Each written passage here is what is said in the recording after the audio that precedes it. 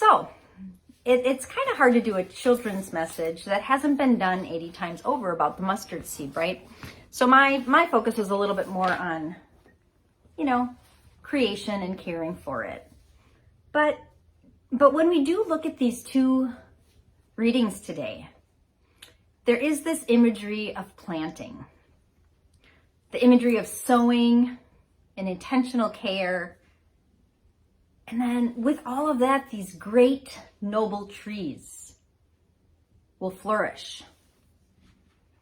You see, in Ezekiel, God is taking a sprig from the top of a cedar tree and is replanting it on a mountain, specifically on Mount Zion.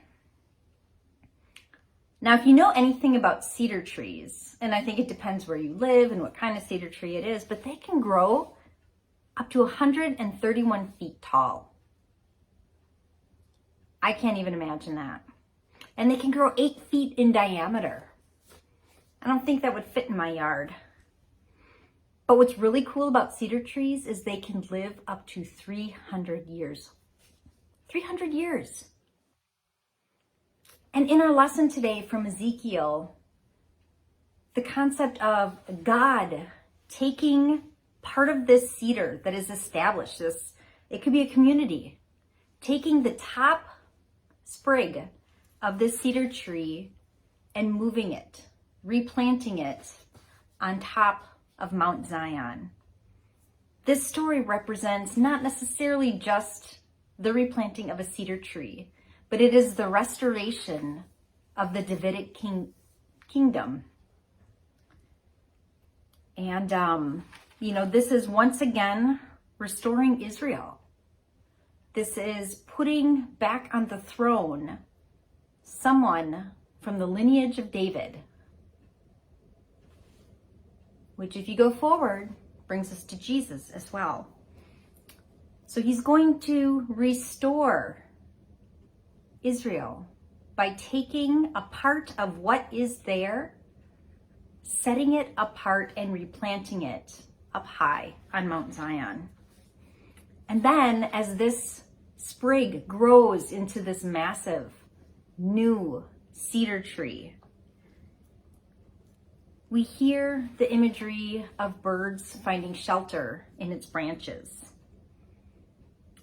And these are the Israelites, the people, God's chosen people, will come to this new cedar that is planted on Mount Zion. They will come and find safety and comfort in the branches, in the new community that is created this way.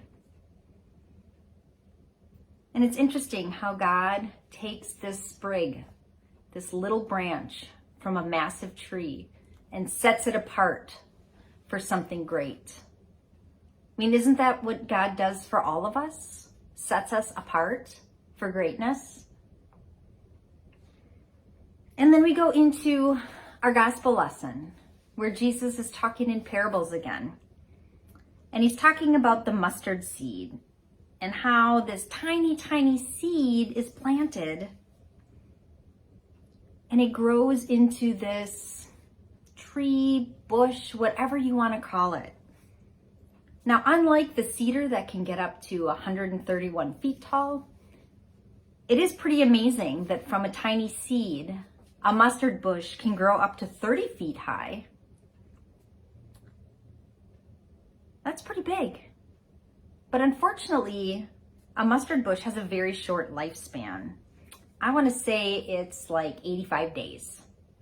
So compared to 300 years, it doesn't have a lot of time to continue to take root and to expand and things like that. It's planted, it's sown, it's grown up, and it produces more seeds. And what's the next step? To take those seeds, to harvest those seeds, and to plant more. And again, due to its massive size, at least for a bush, birds find safety in its branches. But it's different because unlike the cedar that has its pine cones or that has the sprig that you could graft, that you could cut off and regrow, the mustard seed, the mustard plant doesn't grow back on its own. It needs to be intentionally planted, or even if the wind carries it, but it can only reproduce with its own seeds. We always hear that phrase about having faith the size of a mustard seed is still enough to move mountains, right? Well, imagine that. If you only had faith the size of a mustard seed, not even the size of my sunflower seeds that I showed the kids, how that can grow into something big and something that brings comfort and safety to others. That's our job. I talked about us all being set apart for greatness. Maybe our job is to harvest those mustard seeds, those seeds of faith, and to plant them around us.